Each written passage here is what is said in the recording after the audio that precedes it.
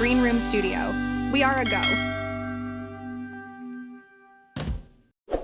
I want to say thank you for joining me for this discussion that we're going to have, sharing your background a little bit. You were in the Army? I was. I'm third generation Army. Okay, that's cool. Mm-hmm. How long did you serve? I served just under 3 years. I was medically retired. Okay, cool. And what did you do? I did logistics while I was in. I volunteered to go to Iraq in 2004. I immediately was attached to a unit that was deployed overseas. And then conflict happened on campus or on the FOB itself that then attached me to a medical unit. So then I was attached to Fort Carson MedCom, and that was my first exposure to healthcare, was at the active duty while I was getting medically retired. Awesome. Fort Carson. Well, thank you for your service, first and foremost. Of course. Thank you. So I want to talk a bit about what you do now as a functional nurse, author, speaker, combat veteran, dedicated cannabis advocate. There's an association of nurses that all advocate for cannabis. Yes. Awesome. Well, I want to just talk about how we met. Mm-hmm. Please. It was through the Concerned Veterans for America rally back around COVID time, right? April 1st, if I remember correctly. That's right. 2022. Which, I thought it was cool that you had veterans coming together and speaking out. I know that it's not easy, but I kind of wanted to talk a little bit about the 2013 Phoenix VA scandal and how that kind of helped get you into the whole policy reform. Absolutely. So I remember when you walked up and I was like, oh yes, there's cameras here. And that David Houston had said he had met you through some of his other channels, and I was very excited for that. So when we met at the protest, it was outside of Bay Pines VA Medical Center and Anna Paulina Luna's district where we live in Tampa. And when we were standing out there, my sign said veterans over bureaucrats. And then there was another sign that I was like flapping out, and it said, you can't fool us. And it was in the heart of COVID when there's a lot of different mandates coming out. And it was just having that experience of 2000. So I finished nursing school. I got out of the military in 2006. And then I finished nursing school in 2013. And I had first spoken out against the VA, what I was witnessing as a VA nurse in 2013. So I already had 7 years experience before COVID happened. So it was not my first hospital protest. It was not my first gathering people together. It was not my first exposure to policy reform itself. So in 2013 at the VA scandal, when they had the wait list and veterans being mistreated and veterans not being properly diagnosed with suicide, and they had veterans that were over-medicated, and then my own lived experience at the Cincinnati VA Medical Center of where I was a nurse. I found Concerned Veterans for America because they solely focus on VA reform. They have a VA reform arm, and then they have a foreign policy arm. And I have always focused on the VA reform arm of Concerned Veterans for America. So that itself has led me to beautiful opportunities to meet lawmakers and advocate, teach activists, being activists on the ground, host rallies, host protests, empowering people to find their voices and going to county commission meetings, finding hospital board meetings. So in 2020 and 2021, when COVID was happening down at Sarasota Memorial Hospital, getting average people together who were concerned that they weren't able to get ivermectin inside of hospitals or hydroxychloroquine, and teaching them how to tell their story in 3 minutes on film, on record, with the public and with the media there, and just using our voice as average people in the community, as average taxpayers, average Joe, as average veterans, to be like, we can impact where we live. That's awesome. Yeah, very encouraging. Thank you. Good on you for doing it. Thank you. Out, yeah. So speaking of which, what can you tell me about the VA Accountability and Whistleblower Protection Act? So I would definitely refer to cv4a.org, and anyone that on the policy side of Concerned Veterans for America will have a more in-depth My experience with that is when it was cauterized into law, the VA, Department of Veterans Affairs, is not actively following the law and is not allowing veterans like my father, who is still choosing to get care from the VA, who I'm actively advocating for alternative medicines and alternative treatments through community care, allowing him to get community care where he's at, which is Bay Pines. Okay, so you're closely tied to it. I'm my father's medical power of attorney, so I make sure that, I work closely with Congressman Greg Stubbe's office, because the VA, for example, my dad was throwing blood clots, and the VA nurse called his private sector. I already had my dad enrolled in community care. Then the VA hospital called and canceled his community care appointment and said he had to get, they have to follow this procedure before he could get catheterizations in his heart. And I just knew the routes to go. I knew that I could call Concerned Veterans for America, and they would immediately put me in touch with Congressman Greg Stubbe's office. And within 2 hours, I was at Congressman Stubbe's office filling out all the appropriate paperwork, filing an Inspector General's report on the nurse, on the department, and on the entire Bay Pines system, because this nurse was practicing out of scope and that she had canceled an appointment, and that within 2 hours, I was very grateful that the appointment was rescheduled, because my dad had 3 blood clots, and one of them was in his widowmaker, and this is all post-vaccination. So I was very, very upset, and just was very grateful that I also had the appropriate routes and channels. And then the advocacy side of that is, I'm only one person that knows how to do that, and there's thousands of veterans in that same boat that don't have the advocate side. That's awesome. So thank you for doing this podcast and having a platform to help teach and educate others. Well, I mean, I think it's good that you have people like yourself speaking out for folks who can't. Right? Yes. Cool. So it showed that you were doing something with American Frontline Nurses, right? Could you talk to me a little bit about that, about the FDA reform that you were focusing on during that COVID time? Absolutely. Yeah. So in 2020, I was actively a banker at JP Morgan. I was working at the firm. I had stepped away from the hospital field and thought, let's conquer banking and see if this feels right for me. And what I had learned was I had seen a nurse's video go viral, and I will never forget the day I saw this video go viral. This nurse was she was an ICU trained flight nurse with 10 years experience. So immediately I'm already respecting her knowledge of what she's been through, flight nursing itself, let alone nursing school. She had a master's. So I was really studying her background. And she's like, people aren't dying of COVID. They're dying of the virus, or they're dying of the treatment. They're dying of the drug remdesivir.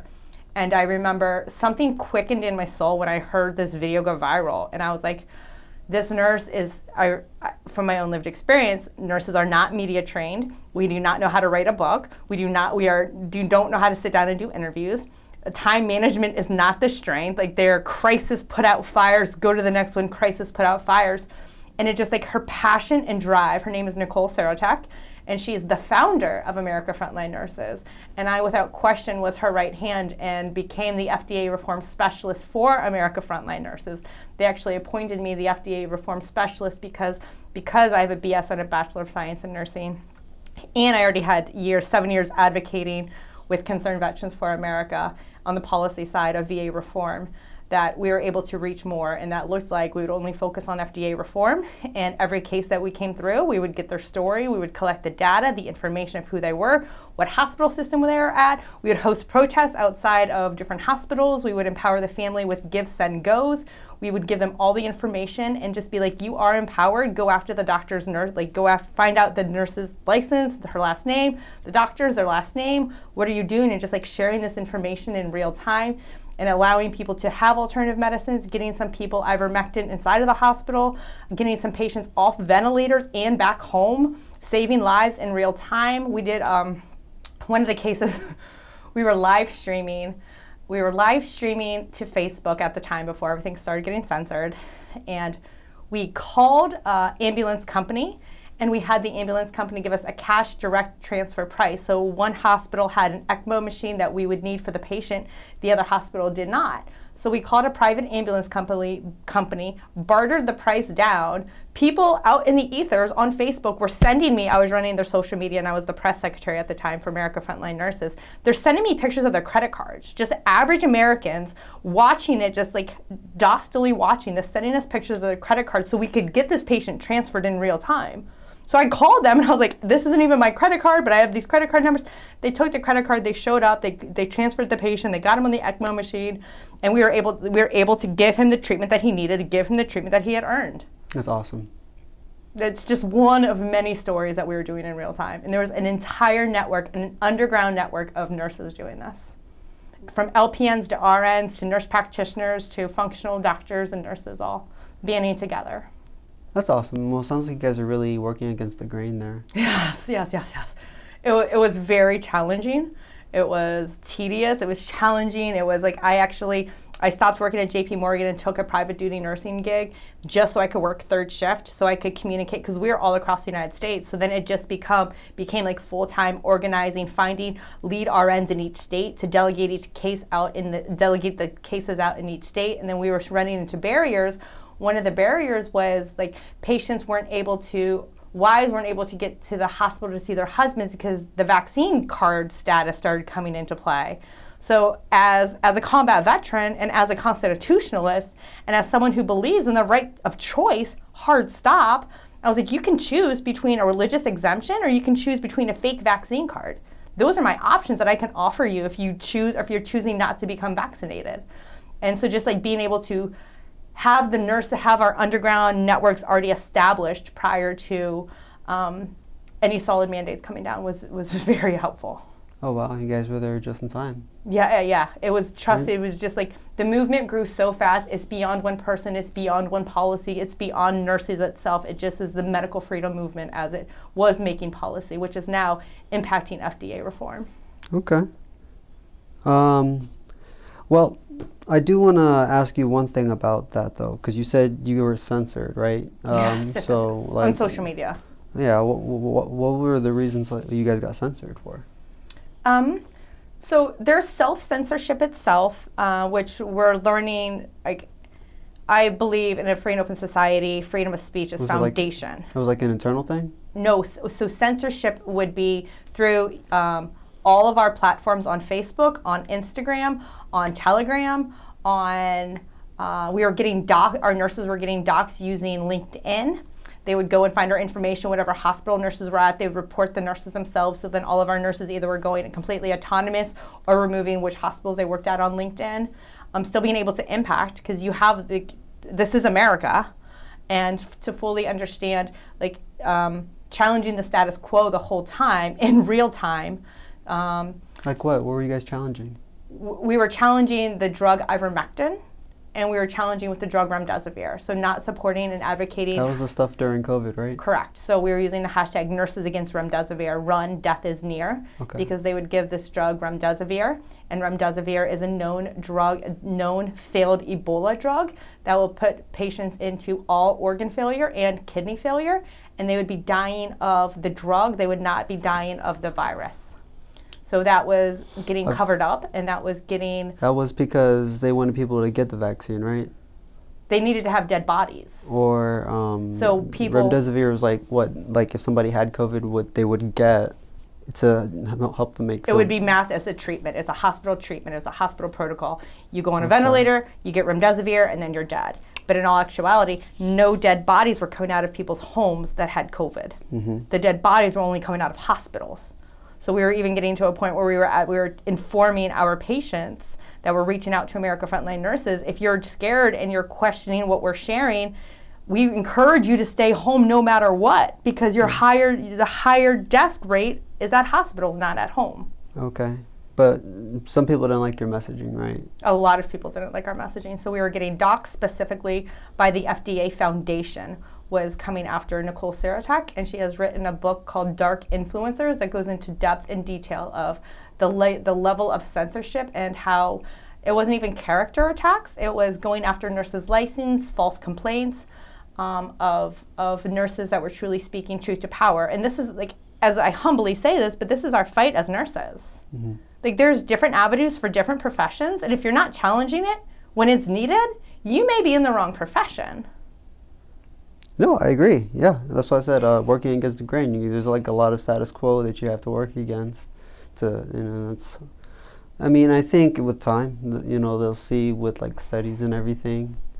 And history will show for sure, because Right, history right. will repeat itself. This is why a lot of us nurses knew up front, is because this is the same playbook that Anthony Fauci did in the 70s. He used the drug AZT during the AIDS epidemic, and patients were dying of the drug AZT, not the actual virus. Just like right now, they're dying of the drug remdesivir. They're not dying of the actual virus. So nurses were able to, critical thinking nurses that were awake, or critical thinking nurses willing to see the patterns, were able to be like, oh, we've seen this before.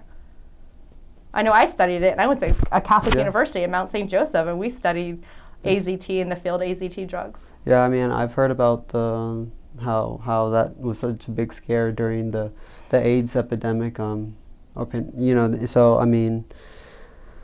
So I had no problem holding a sign outside Bay Pine saying, "You can't fool us." No, it's sad that so many people have died, right, from it, and I just think that it's good that you're able to speak on behalf of people who don't even know, right? Right. You can share that info. But on a lighter note, I do want to talk about some of the work that you're doing now, specifically with Pablo Bica here in the local St. Pete area. So you have coffee kava socials every month. I just kind of want to share that. There's a video that brings it all together, but if we could show that, I thought that'd be nice to talk about. Absolutely. I was inspired to start the Coffee Kava Social because I was being censored on all platforms, and they always joke around, you can't take a Sharpie out of Laura's hand. Like, if there's not a Sharpie, there's a whiteboard by me, because if we're still able to connect in real time, in real life, and share information in real time, we can save the Republic, and we can grow in strength, and we can share knowledge openly, and we can grow as a grassroots movement, or whatever people want to call it. But it's understanding that all it takes is your neighbors. All it takes is getting friends, and we just happen to have the common thread of we're all military. We just happen to all believe, there is a better way to live, and we can focus on solutions that work, and we don't have to specifically and only focus on suicide. We can focus on starting a business together. We can focus on podcasts. We can focus on a multitude of avenues that empower veterans and believe in veterans. So I always it was started because of censorship, and the antidote is always strong community. Absolutely, 100% agree. So let's go ahead and take a break real quick and check out the video. Yes. And we'll be back. Thanks. Yep. Nurse Laura and I, we connected, and we ended up having the same mission. Mission is to serve veterans and bring awareness and educate them. Pablo is the founder of the Veterans Education Tour. I am, without question, when I heard the work that he was doing and aspiring to do, jumped on board and was like, I want to partner with you. How can we collaborate? And we both co-founded the Coffee Kava Social. Coffee Kava Social for Veterans, which has You guys had been a lot going of on people for that 8 months, and it's been like beyond my expectation. Like, it's We just had been 75 blowing up. people at our All the last people, social. veterans. I mean, Wow. last year we had 24 new I mean, how do you fit them all? veterans and family members was- that came to the You event. can't stop the We do inertia host from it. Coffee People Kava want Socials community. every second Thursday here at one of the wellness centers that I consult at. So that means we're got creating destroyed awareness, and during the people are storm, actually but looking for What? this type of Yeah. services, more No way. holistic Yeah. and mental health stuff. I'm sorry to hear that. So, I mean, where are you guys having it? Or, I mean, is it back up and running, or is it still? It's not, to be honest. We're pivoting, and I think we're pivoting to a podcast right now, because the movement was there. The people want community. Yeah.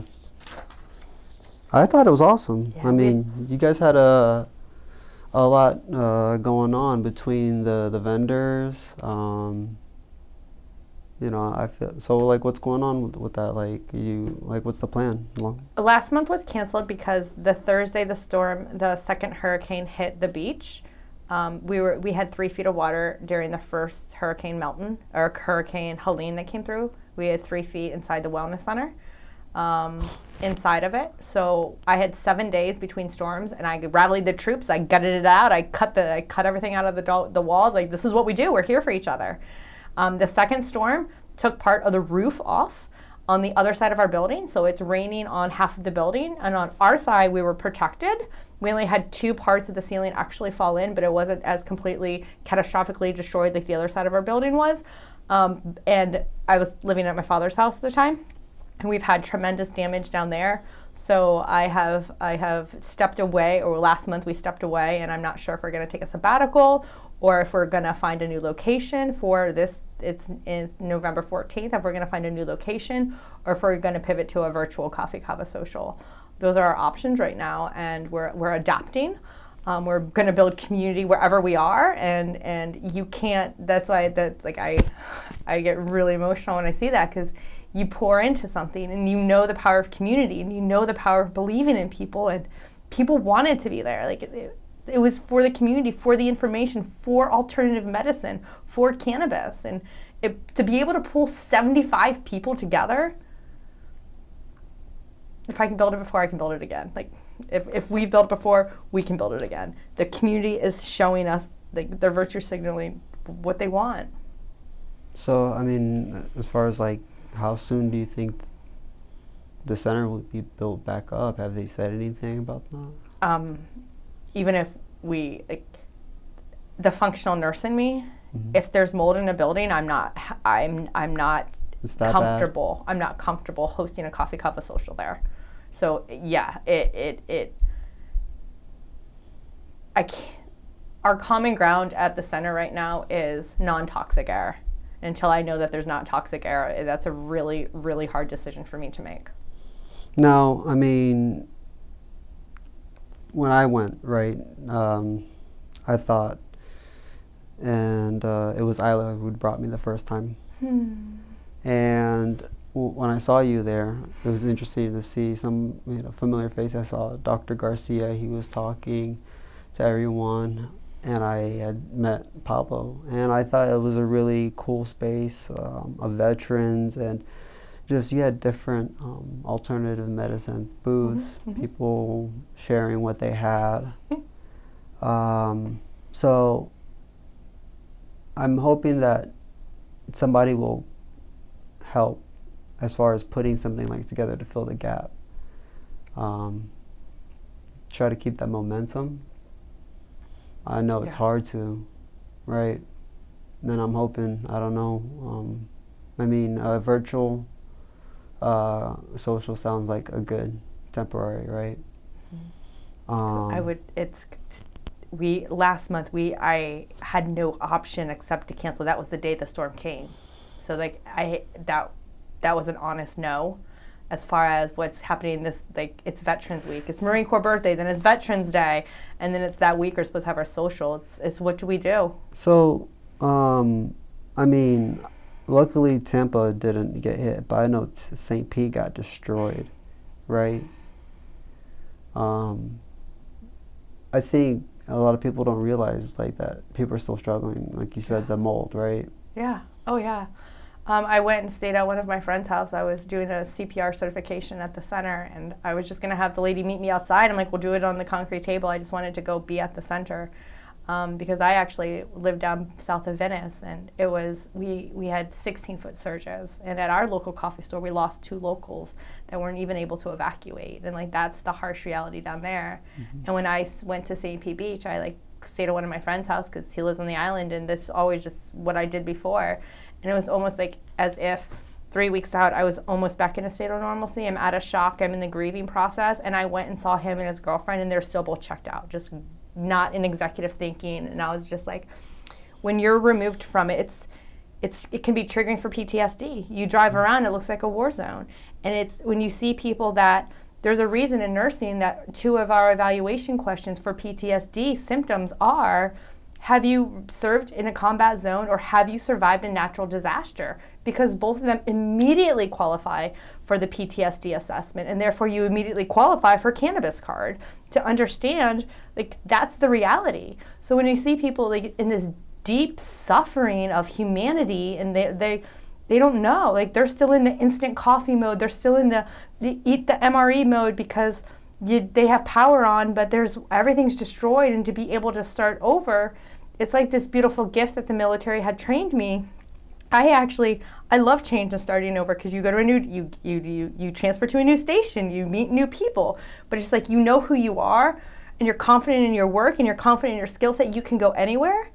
But then you see people like, this is their entire lives. Like, I had 2 suicide calls last week from our Coffee Kava social. One of them was like, I went in home and did a home assessment. The other one, it's people's inability. That's why now more than ever, they do need a social. They do need a place to commune, because when we're struggling is when we reach out. When we're like, my shit's not together right now, I'm not okay right now, that's when you reach out. That's when you're like, it's like, we'll figure it out together. Let's bring some food, let's get some coffee, let's get kava, whatever you want, we'll figure it out. One day at a time. Now, you know, it's funny that you talk about cannabis, and I think this kind of goes into kava. I want to say, because I'm not too familiar with the kava, right? But I'm trying to make some connections here. Mm-hmm. But I know that you're living a sober lifestyle, mm-hmm. which, congratulations. Thank you. That's awesome. But I do want to kind of talk about that with the connection of kava, right? Maybe there's just a correlation there, but is there any relation to that? Yes. So Okay. I am in recovery from long-term addiction. Sure. I am in recovery for over 10 years from pill addiction and hard alcohol, which includes all alcohol. 10 years? Yes. Wow. Yes. What's your date? Christmas Day. Christmas Yeah. Day? So you're coming up on 11 years. 11 years? Congratulations. They always say, you know, you're a real alcoholic when you get sober on a holiday, which means the day before was such a shit show that you had no effective coping skills that the very next day becomes your sobriety date. So I know this holiday season can be very triggering or very problematic for veterans that don't have a strong family foundation or don't have foundations. So I've always leveraged community. I'm always like, I'm going to have a Friendsgiving. I'm going to host this year was going to be a 1620 Marine Corps Toys for Tots, and like now everything's up in the air and everything's unknown of like what that looks like. And it's just like I always know, because I always say what's personal is universal. So if I want community and I'm seeking those family ties to a military connection, how many other people are seeking that as well? A heck of a bunch, right? Right, and building that out for them. And then to touch on sobriety really fast, as someone that is living a sober life, that is consciously moving and advocating. What does it mean to be sober? For me, it means to not put any alcohol, whiskey, liquor, any type of alcohol in my body, and or put any type of pharmaceutical or pills that I was addicted to prior, which to me was Xanax, Adderall, and Valium, which I was getting free from the VA hospital and was getting a very large quantity of from the VA hospital. And it's just understanding, like, if your veterans are getting them for free, it's not very hard to slip into an addictive mind and use that to enable and use that as a crutch. And I didn't even start experimenting with cannabis. They always say I'm the anti-cannabis nurse, because that's the functional nurse in me. I'm just like, why are you really on cannabis? Like, yes, it's better than pharmaceuticals, and I advocate for plant medicine, and I advocate for psilocybin and DMTs and other forms of psychedelics, because I know their power. And also, like, let's not avoid, let's not numb, let's not be stupid about it. Like, what is the bridge? Do you need friends? Do you need a therapist? Do you need to clean your gut? Do you have leaky gut? Like, do you have mold in your blood? Do you have parasites? Like, what is physically going on in your body to where you're not comfortable in your own skin, if that's the root cause? So we figure it out. So, I mean, that's a very prevalent topic, especially with Amendment 3 coming up, right? Yeah. Or the mold at clinics, and the mold that people are living in their houses with. It's very relevant. I think the education is extremely important right now. You know, I think it's great to see that you're, you know, so involved with helping folks. I see that you were also a minister. That's kind of cool. It's a little different left from what what a nurse typically does, right? Or I'm curious as to how you got involved with becoming a minister. It makes sense in my mind, right? So in nursing school, nursing was very left brain. very like dogmatic, very emotionally numb, not creative. So when I went to a Catholic university, I have two minors. I have a BSN with 2 minors, and my minors are religious studies and photography. So I always had this right-left brain balance to make sure I never forgot who I truly am and like what I'm fully capable of, not just pushing pills. That was never, just because I was taught that, it never sat well in my spirit. It never felt integral to me. Like, it wasn't an integrity of what I was trying to do with the veterans community.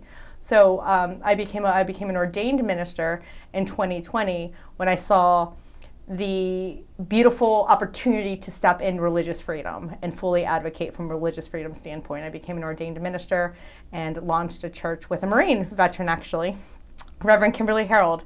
She is a female Marine, and her son is actually a Marine right now. And we started Unity of Gulfport, and it was a beautiful opportunity to build an inclusive community, work on messaging to empower people, bottom-up solutions, building bridges, come as you are. We didn't care if you wore a mask or didn't wear a mask. We didn't care if you were vaccinated or not vaccinated. It's just like holding that line, because I was attending a church, and that church had shut down during a time where I believed the proper role of a religious organization would be to step up and challenge the government overreach. And I didn't see that, so immediately I was like, you have to become the leader that you wish you had. You have to step into that opportunity that I know if I was seeking that, how many other people are seeking that? Like, they don't, or how many people don't even know that's an option? And I started traveling across, they always say across Tampa, just to attend a church where the minister was brave enough to challenge the status quo and keep service open. So even though some of the beliefs went against my own personal beliefs, I still sought that leadership and sought that very strong leadership challenging it. So then I just created what was needed in the community. Good on you for taking the initiative, right? Thank you. Yeah. Going against the grain again, right? It's a common thread. Like, in my life, I've always done that. So yes. Yeah, that's good. Yes. No, but I mean, you're speaking up. I think a lot of people are intimidated by folks who speak up. You get that kickback. But if you're not going to do it, who else is, right? Yeah, so that's good. And then you had to take a sabbatical, though, because you had to take care of your dad. Yes. What happened? My father is vaccine injured. He has received a Moderna. Well, first he received a text message from the VA that said, click this button right here, schedule your COVID-19 vaccination. And unfortunately, I am my father's power of attorney, and he received the text message, and there's reasons that my father does not make medical decisions. And I am his medical power of attorney, so he clicked the button to make the appointment against my knowing, against my knowledge. And timing-wise, it was very problematic that he had cancer resurface and immediately metastasize and spread very fast and eager, and Hurricane Ian had just come through. So I had stepped away. I had taken a month sabbatical from the Unity of Gulfport to go care for my father post the storm, and then when I was down there, I could see his health declining fast, and that's when I fully stepped away, took a sabbatical, and actually moved in with him so I could give him proper direct care of like changing the food, changing the lifestyle, changing the environment, getting his granddaughter, my niece, getting her more involved in his life, and seeing how all this lifestyle medicine that I used to teach about, if I'm not applying it to my own family, what is it even working for? Like, that's my father, right? Like, that's I was always a daddy's girl. And What's his name? Gary Hartman. How's he doing? He is actually, last week we went and all of the cancer in his bladder is completely clear. He is a cyclist, so our biggest goal beside remission was keep his bladder inside of his body so he could continue riding his bike. And today he went out for a 6-mile bike ride. He's back on his bike. He is very active. We have a PET scan next week just to make sure it hasn't spread anywhere else and stay on top of it. But he's living a full life, and he's living a lifestyle as if he is in full remission, even though we will get a PET scan for the data collection How side old is of it. he? He's 76, but he's a very young spirit. Yeah, he sat on nuclear warheads when he was in during the Cold War era. So he definitely, crystal blue eyes, just awake and like eager to take on this world. So That's cool. 6 miles, huh? Mm-hmm. I love that. Well, that was after his 3 blood clots. really? That was just a few months ago. Yeah. Yeah. That's awesome. I'm glad that he has you to take care of. Thank you. And just you with your experience as a nurse, I'm sure he's grateful for it, right? Yes. Yeah. I know No. my sisters definitely are as well too. Yeah, To yeah. know, like that's what we do in our family. We take care of our parents. Family's all we got. Yeah.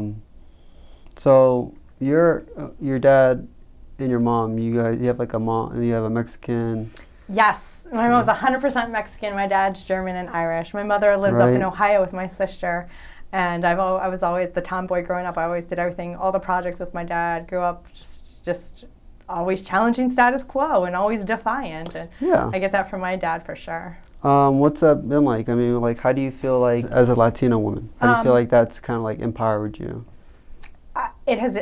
I never knew I was Latino. I grew up colorblind. I went to private Catholic schools from kindergarten through 8th grade. I didn't know that Papa meant anything other than Papa. Like, I didn't know that people didn't have beans and rice when they went to see their family, and like not every family had 2 languages. That was my normal. So when I went to a public high school, then people started asking me, what am I? And my mom must have known from her experience growing up that when people ask, what are you? Respond back with, I'm a woman, what are you?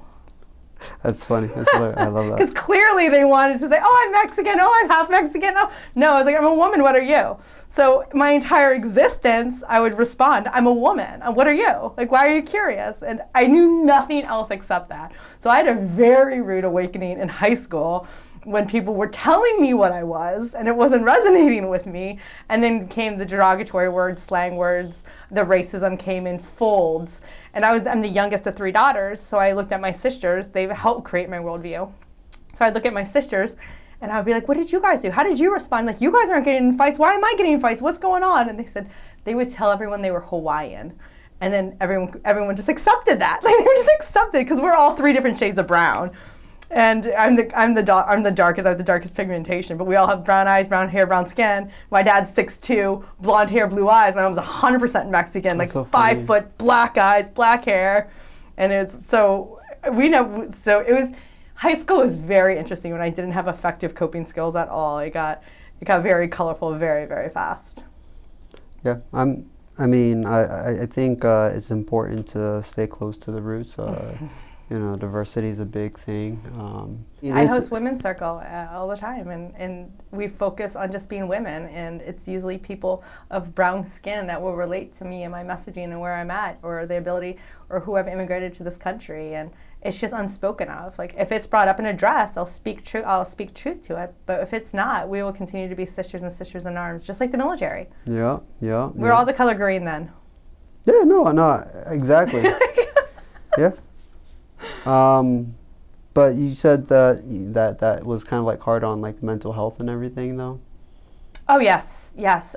Because I learned ineffective coping skills. So I had turned to drugs, I had turned to fighting, I had turned to a bullying sense because I didn't know how to process the intimidation. I didn't know how to process any of the humiliation or embarrassment that was coming towards me. I didn't have effective coping skills. So that is when I can feel like that's truly when I could find myself drinking to numb and not just drinking for like euphoric effects. Well, drinking to escape. So then how do you think, as a mental health advocate, how do you think people can take on some of those healthier coping skills?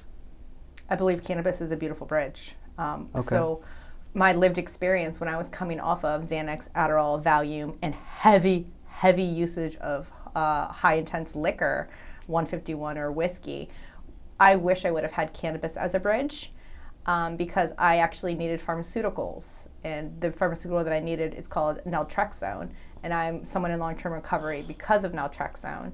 I needed to be on naltrexone for a year to taper off the high dosage that I was on, the high dosage that I was consuming, so I could have a thought, clear my mind, organize my thoughts, be productive. Like, none of that was possible if I wouldn't have had that bridge. And as someone in like the holistic natural nurse in me, the functional nurse in me, I'm like, how else can we do that without pharmaceuticals that have bad side effects? And this one specifically, and I'm like, how else could I have done that? How can I make someone else's journey better than what I had to go through? And that is one of the biggest reasons I am a cannabis advocate, is to build that bridge, to be like, what is, like, where are you at, where are you going? can plant medicine help get you there easier? Okay, so you're saying that plant medicine is good for mental health. I am advocating that, correct? Okay, that's cool. I mean, that's again going against the grain, right? You know, Shouldn't surprise anyone at this point. But I like it though. We're cool. No. Right. And in complete transparency, like I abandoned my nursing license as well. I'm a non-conventional nurse. I do hold a BSN. I can educate, and I never even front to do anything that is out of scope, because you can educate, you can advocate, and you can absolutely. Love it. Mm-hmm. All right. Well, I want to thank you for sharing everything. I enjoy the fact that you're still helping folks even out of service, and I wish you luck and everything in the future. Thank you so much. I appreciate the time. Awesome. From the Green Room Studio, we are a go.